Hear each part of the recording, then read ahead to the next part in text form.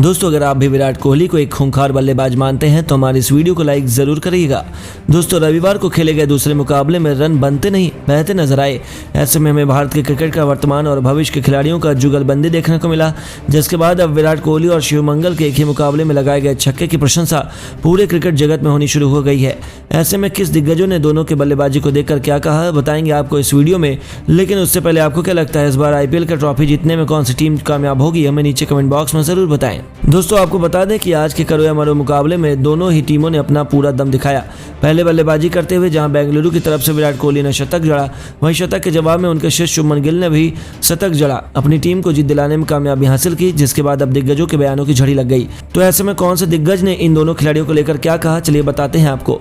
इस तरह की बल्लेबाजी को देखकर सबसे पहला बयान वीरेंद्र सहवाग का आया, जिन्होंने अपने पहले विराट कोहली की बल्लेबाजी की प्रशंसा की। वहीं दूसरी तरफ उन्होंने शुभमन गिल की भी बल्लेबाजी की जमकर प्रशंसा की। उन्होंने कहा कि आज हमें भारत का भविष्य उज्जवल हाथों में जाता दिख रहा है। वहीं उन्होंने कहा कि वर्तमान भी किसी अरे घर के हाथों में नहीं है, बल्कि बहुत ही सुरक्षित हाथों में है। इसकी वजह से हम यह उम्मीद करते हैं कि हम इस वर्ल्ड टूर्नामेंट में जीत दर्ज करने में कामयाबी मिलेगी।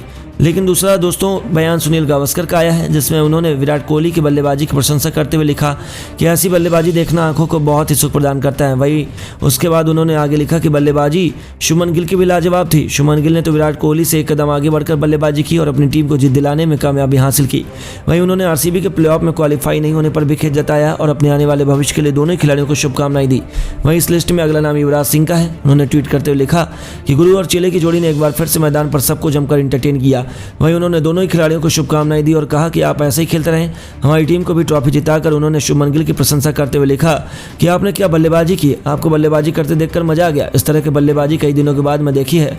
मैं आशा करता हूं कि आप आगे आने वाले दिनों में भी इस तरह से बल्लेबाजी करते नजर आएंगे। उसके बाद आखिरी नंबर AB डिविलियर्स का आता है, जो कि कभी बेंगलुरु की तरफ से बल्लेबाजी करते नजर आते थे। उन्होंने ट्वीट में ज़्यादा कुछ तो नहीं लिखा, लेकिन एक बार फिर से विराट के शतक को सराहा। वहीं शुभमन गिल के बल्लेबाजी की तारीफ की और RCB के प्लेऑफ से बाहर होने पर हार्ड लक लिखा। दोस्तों लीग स्टेज के आखिरी मुकाबले में बेंगलोर के सामने डिफेंडिंग चैंपियन गुजरात की चुनौती थी। उन्हें किसी भी कीमत पर जीत चाहिए थी, उसके अलावा उनके सामने कोई विकल्प ही मौजूद नहीं था। ऐसे में जब आंखों में अंगार लेकर विराट कोहली मैदान में उतरे, तब उनके बल्ले ने इस कदर दहाड़ लगाई कि केवल भारतवर्ष ही नहीं बल्कि पूरी दुनिया में उसकी गूंज सुनाई दी।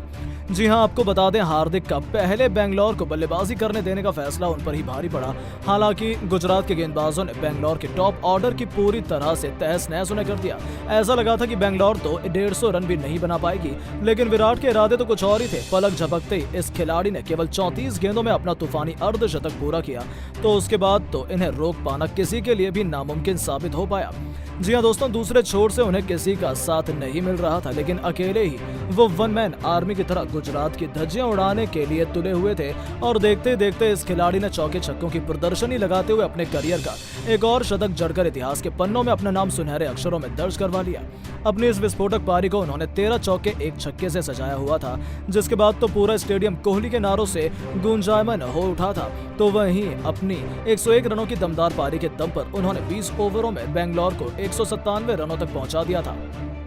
हालांकि चिन्ना स्वामी के मैदान पर गुजरात आसानी से लक्ष्य चेस कर सकती थी, लेकिन बेंगलोर के इरादे तो कुछ और ही थे। उन्होंने बहुत जल्दी रिद्धिमान साहा को पवेलियन की राह दिखा दी, लेकिन शुभमन गिल दमदार बल्लेबाजी कर रहे थे, विजय शंकर उनका बखूबी साथ निभा रहे थे। और एक बार फिर बेंगलोर की कमजोरी उभर कर सामने आई। उनके गेंदबाजों ने बड़ी आसानी से रन लुटाने शुरू कर दिए और गुजरात के बल्लेबाज उनकी हालत बद से बदतर किए जा रहे थे। विराट कोहली ने अपनी टीम को जीत दिलाने का भरसक प्रयास किया, लेकिन 16 सालों के लंबे इंतजार के बाद एक बार फिर बेंगलोर के करोड़ों फैंस का सपना टूटा और गुजरात ने उन्हें कुचलकर टूर्नामेंट से बाहर का रास्ता दिखाया। उसके बाद तो चिन्ना स्वामी में मातम का माहौल छा गया था, लेकिन किसी के लिए सदमा तो किसी के लिए दिवाली। गुजरात की जीत से मुंबई के खेमे को छप्पड़ फाड़ कर खुशियां मिली। पश्चिम भारत में जमकर जश्न मनाया गया। जी हां दोस्तों, ये बात तो सभी जानते हैं कि लीग स्टेज के आखिरी मुकाबले पर पूरी दुनिया की नजरें इसीलिए थी क्योंकि यदि बेंगलोर को इस जीत हासिल इसमें नहीं होती तो मुंबई को टूर्नामेंट से बाहर का रास्ता देखना पड़ता। ऐसे में मुंबई के दिलों की धड़कन भी थमी हुई थी, लेकिन मुंबई की दुआओं का असर हुआ। गुजरात ने बेंगलोर को कुचलकर जैसे टूर्नामेंट से बाहर का रास्ता दिखाया, मुंबई ने धमाकेदार तरीके से प्लेऑफ में एंट्री कर ली और अब उनका एलिमिनेटर्स का मुकाबला लखनऊ के साथ होना निश्चित हो चुका है। जी हां दोस्तों, दरअसल मुंबई के अपने पहले मुकाबले में हैदराबाद को करारी हार का स्वाद चखाया था। इसके बाद से ही वो पॉइंट्स तालिका में 16 अंकों के साथ चौथे पायदान पर पहुंच चुकी थी। उनकी जीत ने राजस्थान को टूर्नामेंट से बाहर कर दिया था, लेकिन बेंगलोर के भी 14 अंक थे। यदि वो इस मैच में गुजरात से जीत चाहते तो मुंबई को बाहर का रास्ता देखना पड़ता, लेकिन ऐसा नहीं हो पाया और मुंबई ने प्लेऑफ का टिकट बड़ी आसानी से अपने नाम कर दिया। जी हां दोस्तों, अब क्वालिफायर में जहां चेन्नई और गुजरात की टीमें एक दूसरे से मुकाबला करने को बेकरार हैं, जो नंबर 1 और नंबर 2 के पायदान पर मौजूद थी, तो वहीं नंबर 3 के पायदान पर मौजूद लखनऊ को अपने विपक्षी का इंतजार था, जो उन्हें मुंबई के रूप में मिला है।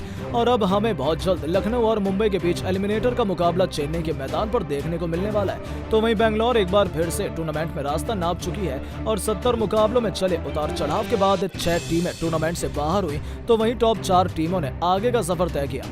दोस्तों, विराट कोहली की तूफानी पारी के बाद आया शुभमन गिल का तूफान। जी हां दोस्तों, बारिश के बाद विराट कोहली ने अपने शतकीय प्रहार से मैदान पर मचाया उत्पात, तो वहीं लक्ष्य का पीछा कर गिल ने बाकी बल्लेबाजों के साथ बेहतरीन पारी खेल मुकाबले में बनाया ऐसा रोमांच, जिसको देख अंत तक ये कह पाना मुश्किल हो गया कि इस मुकाबले में कौन सी टीम हासिल करेगी जीत। तो आखिरकार कैसे विराट कोहली के बाद गिल ने कहर बरसाते हुए मुकाबले को रोमांचक बनाया, ये तो आपको बताएंगे। साथ ही साथ इस रोमांचक मुकाबले की रोंगटे खड़े कर देने वाली हाईलाइट का वीडियो भी हम आपको दिखाने वाले हैं, तो जानने के लिए वीडियो को पूरा एंड तक जरूर देखिएगा। लेकिन उससे पहले आपको क्या लगता है, विराट कोहली, शुभमन गिल और हार्दिक पांड्या में से कौन है खतरनाक बल्लेबाज? अपनी राय नीचे कमेंट बॉक्स में जरूर दें।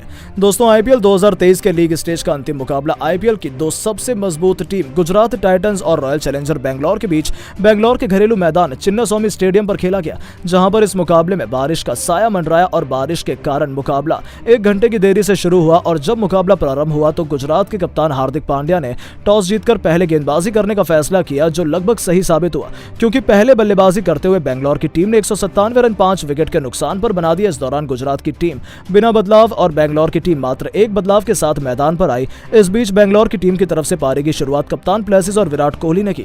दूसरी तरफ से गेंदबाजी की शुरुआत मोहम्मद शमी ने की, जहां पर पहले ओवर में 6 रन देखने को मिल गए, लेकिन इसके बाद कप्तान प्लेसिस और विराट कोहली दोनों ने तूफानी बल्लेबाजी करते हुए गेंदबाजों को नेस्ते नाबूद करते हुए चारों तरफ छक्के और चौकों की बारिश की और पावर प्ले की समाप्ति तक 62 रन बनाकर बिना विकेट खोकर बनाए बेंगलोर ने। इसके बावजूद जैसे ही पावर प्ले समाप्त हुआ और 8वें ओवर में गेंदबाजी करने के लिए नूर अहमद आए, तो उसके सामने कप्तान प्लेसिस अतरंगी अंदाज में राहुल तेवतिया के हाथों कैच आउट हो गए। इस दौरान कप्तान प्लेसिस 19 गेंदों पर 5 चौकों की मदद से 28 रन बनाने के बाद कैच आउट हो गए, जिसके बाद बल्लेबाजी करने के लिए ग्लेन मैक्सवेल मैदान पर आए, जिन्होंने आते ही तूफानी बल्लेबाजी करनी प्रारंभ कर दी। लेकिन एक बार फिर से वो सभी को निराश कर बैठे और 9 ओवर में राशिद खान के द्वारा 5 गेंदों पर 1 चौके और 1 छक्के की मदद से 11 रन बनाकर गुगली पर क्लीन बोल्ड हो गए, जिसके बाद बल्लेबाजी करने के लिए महिपाल मैदान पर आए। लेकिन एक बार फिर से महिपाल ने सभी को निराश कर दिया। इस दौरान महिपाल नूर अहमद की गेंद पर 3 गेंदों का सामना करते हुए 1 रन बनाने के बाद फिरकी में फंसकर रिद्धिमान साहा के द्वारा स्टंप आउट हो गए। इसके बाद बल्लेबाजी करने के लिए माइकल ब्रेसवेल आए। हालांकि 84 रन पर 3 विकेट गिर जाने के बाद माइकल ब्रेसवेल ने विराट कोहली के साथ मिलकर टीम को संभाला, जहां पर दोनों के बीच 47 रन की महत्वपूर्ण साझेदारी देखने को मिली। इसी बीच 12 ओवर में विराट कोहली ने 35 गेंदों पर 2 रन के साथ अपना अर्धशतक पूरा किया, जो इस आईपीएल का उनका 8वां अर्धशतक था। हालांकि दूसरी तरफ से जबरदस्त बल्लेबाजी कर रहे माइकल ब्रेसवेल को 14 ओवर में मोहम्मद शमी ने कॉट एंड बोल्ड कर दिया, जहां पर मोहम्मद शमी ने माइकल ब्रेसवेल को 16 गेंदों पर 5 चौके की मदद से 26 रन बनाने के बाद कॉट एंड बोल्ड किया, जिसके बाद बल्लेबाजी करने के लिए दिनेश कार्तिक आए। लेकिन दिनेश कार्तिक पूरे सीजन में खराब प्रदर्शन करते हुए दिखाई दिए और यहां पर भी उन्होंने सभी को निराश कर दिया। हालांकि 15 ओवर में दिनेश कार्तिक यश दयाल के द्वारा खराब गेंद पर गोल्डन डक के रूप में विकेटकीपर रिद्धिमान साहा के द्वारा हाथों कैच आउट हो गए। इसके बाद बल्लेबाजी करने के लिए अनुज रावत मैदान पर आए। इस दौरान अनुज रावत और विराट कोहली ने मिलकर टीम को संभाला, आगे ले जाने का कार्य किया। इस बीच पारी के अंतिम ओवर में विराट कोहली ने 60 गेंदों पर अपने आईपीएल इतिहास का 7वां शतक पूरा किया और आईपीएल के इतिहास में सबसे ज्यादा शतक लगाने वाले बल्लेबाज भी बन गए। तो वहीं अंतिम 5 ओवर में 61 रन बेंगलोर ने बना दिए, जहां पर दोनों के बीच 34 गेंदों पर 64 रन की साझेदारी देखने को मिली। इस दौरान विराट कोहली ने 61 गेंदों पर 166 के स्ट्राइक रेट के साथ 13 चौके और 1 छक्के की मदद से 101 रन की नाबाद पारी खेली। दूसरी तरफ से अनुज रावत ने 15 गेंदों पर 1 छक्के और 1 चौके की मदद से 23 रन की नाबाद पारी खेली, जिसके चलते निर्धारित 20 ओवर में बेंगलोर की टीम ने 197 रन 5 विकेट के नुकसान पर बनाए। इस दौरान गुजरात के लिए नूर अहमद ने सर्वाधिक 2 विकेट लिए, तो वहीं राशिद खान, यश दयाल और मोहम्मद शमी को 1 विकेट मिला। हालांकि 198 रनों के लक्ष्य का पीछा करने के लिए जैसे गुजरात की टीम मैदान पर आई, तो गुजरात की टीम की तरफ से पारी की शुरुआत रिद्धिमान साहा और शुभमन गिल ने की। दूसरी तरफ से बेंगलोर की टीम ने दिनेश कार्तिक की जगह पर इंटक प्लेयर के रूप में हिमांशु शर्मा की एंट्री कराई और गेंदबाजी की शुरुआत मोहम्मद सिराज ने की, जिन्होंने दिशाहीन गेंदबाजी के साथ शुरुआत की और विरोधी टीम को खाता खोलने में मदद की। लेकिन इसी बीच रिद्धिमान साहा को काफी ज्यादा परेशान किया और अगले पहले ओवर में मात्र 2 रन दिए, जिसके बाद अगले ओवर में गेंदबाजी करने वैन पॉर्नेल आए, जिनके सामने गिल ने लगातार 2 चौके और रिद्धिमान साहा ने 1 चौके लगाते हुए ओवर में 13 रन बटोरे। जिसके बाद अगले ओवर में गेंदबाजी करने के लिए फिर से मोहम्मद मोहम्मद सिराज आए जिन्होंने बल्लेबाज रिद्धिमान साहा को परेशान किया। इस बीच बेंगलोर ने एक DRS गंवाया, लेकिन इसी ओवर में बल्लेबाज रिद्धिमान साहा को 14 गेंदों पर 2 चौके की मदद से 12 रन बनाने के बाद वैन पॉर्नेल के द्वारा शानदार कैच के चलते कैच आउट कराया, जिसके बाद बल्लेबाजी करने के लिए इंपैक्ट प्लेयर के रूप में यश दयाल की जगह विजय शंकर आए, जिन्होंने गिल के साथ टीम को संभाला और पावर प्ले में 51 रन बनाए और इसी तरीके से 8 ओवर की समाप्ति तक गुजरात ने 71 रन 1 विकेट के नुकसान पर बना दी। और जैसी बल्लेबाजी और गेंदबाजी चल रही थी उसे देख लग रहा था कि मुकाबले में रोमांच अंदाज में बेंगलोर जीत हासिल कर लेगी। तो दोस्तों, आपको क्या लगता है इस मुकाबले में जीत के हीरो कौन रहे? अपनी राय नीचे कमेंट बॉक्स में जरूर दें और ऐसी शानदार खबरों के लिए चैनल को सब्सक्राइब जरूर करें। धन्यवाद।